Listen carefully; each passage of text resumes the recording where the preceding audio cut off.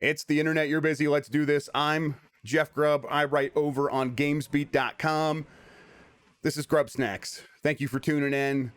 Okay, I want to talk about GameStop and Activision and pre-orders and Call of Duty Vanguard.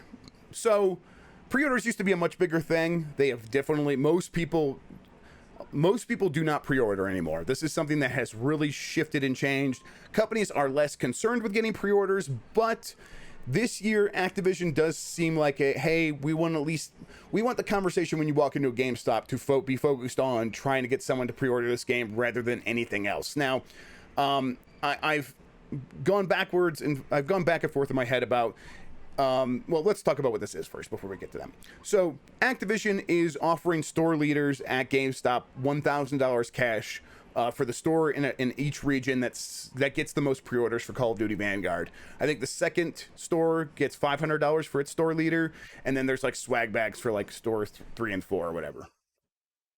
That's a little bit different than what it's been in the past, where you might get a swag bag, but you don't get $1,000 cash, and that seems a little bit more aggressive than what it's been. So, and that's really relative to the last few years in terms of that is more aggressive. I think in the past, Activision has been very putting its best foot forward when trying to have relationships with stores like GameStop and specifically with store leaders, store managers and stuff like that, where they would throw big parties and like years and years ago they would have all the best managers in a certain region would get to come to a private party with Activision in Las Vegas and hang out with celebrities and see private concerts and stuff like that.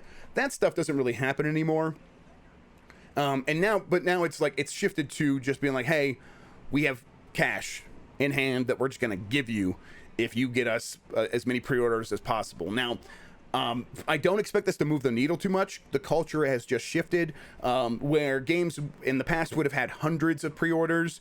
Now we're talking about single-digit pre-orders for many of these games. Call of Duty's probably still going to be a slight exception, but I think a good example is Madden NFL, where in the past, Madden would have had hundreds of pre-orders. Now those people are just buying digitally for the most part, and the people who want to get physical are still pre-ordering, but that's again single digits per store now, or they are just waiting for a sale because they know that the physical version is going to go on sale. So Activision saying, hey, we want to try to move this needle a little bit, and so we are just gonna give you money. And so what I was speaking about earlier about going back and forth in my head, I was going back and forth between is this Activision worried about people walking into a store, beginning a conversation about Call of Duty, and then thinking maybe someone might bring up a conversation about Activision's leadership and the lawsuit in California, and does the $1,000 sort of incentivize anyone in the store to say, let's not talk about that. Let's talk about pre-ordering instead.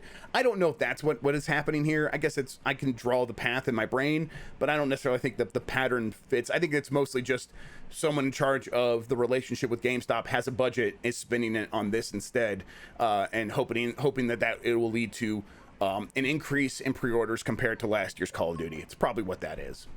Let's see here. This one's, I did not include the names on these, so I'm just going to read them. I just wondered if you had any views / insight on the stellar back compat work Ubisoft is doing that is on the whole going under the radar, especially on the Series S. They are pushing 60 frames per second with Xbox One X resolution for something like AC Odyssey.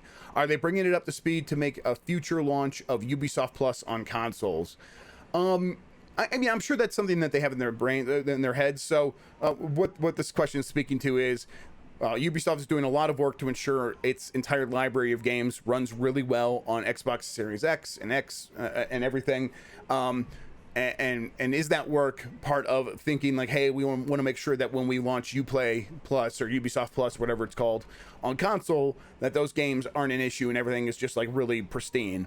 I think that's part of it. I think part of it is that Ubisoft's their catalog games tend to sell well longer than ever before.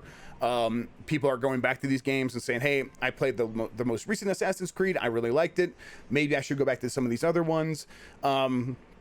And catalog sales have been very important for Ubisoft for the last several quarters. So I think that's a big part of it as well. But yes, I think Ubisoft Plus probably is eventually going to come to consoles one way or the other, and ensuring that that work is done already is a big part of that. And also just ensures that like they know the processes for getting these games running in the best possible way for future games, so they don't have to go back and do this work in the future. It's just ready to go. And they also think that this work is going to pay dividends for years and years and years, because they don't expect us to get off of the current architecture in terms of x86. I think that's an architecture. I can't remember the difference, but for quite some time. So if they do this work now, these games can live on PlayStation 6 or the next Xbox or whatever, and on PC for a very long time, and it'll just continue to make them money over time. So it's an investment in their catalog, and however they end up using that catalog, it'll make them money. From Digi, Grubb and snacks related, what's your favorite type of chips? I like tortilla chips, really salty tortilla chips. Sorry, my kid's being really nice. I told her she could be over here with me during the show, because it's the first time she's here by herself when I'm doing work, because the other kid's at preschool for the first time ever and her mom's at work. But she's being really good, so thumbs up, kid.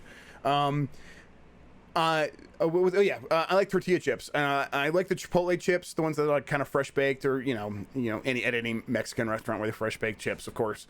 But especially when you get that really salty one, the one that like was like right under the salt shaker when they put it on there.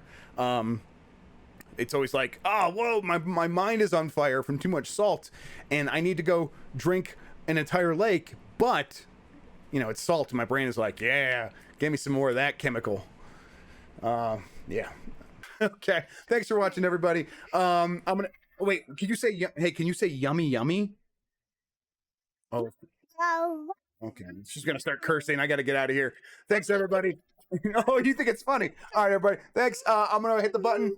Until next week, have a good one. Take care of yourself. Goodbye. Let's go watch that PlayStation showcase.